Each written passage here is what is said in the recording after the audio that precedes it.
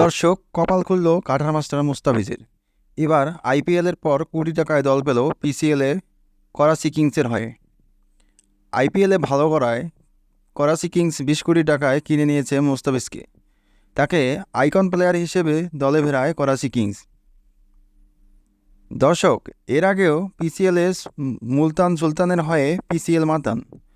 তবে গণমাধ্যমে জানা গিয়েছে এবারও মোটা অঙ্কে কিনতে চেয়েছিল মুলতান সুলতান, কিন্তু তার আগেই সবাইকে চমক দিয়ে মুস্তাফিজকে কিনে নিয়েছে করাচি কিংস।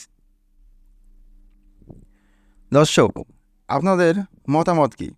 এবারও আইপিএলের মতো কি পিসিএলেও মুস্তাফিজ তার কাটার দেখাবেন? দর্শক, চ্যানেলে প্রথম হয়ে থাকলে চ্যানেলটিকে সাবস্ক্রাইব করে পাশে থাকবেন। ধন্যবাদ।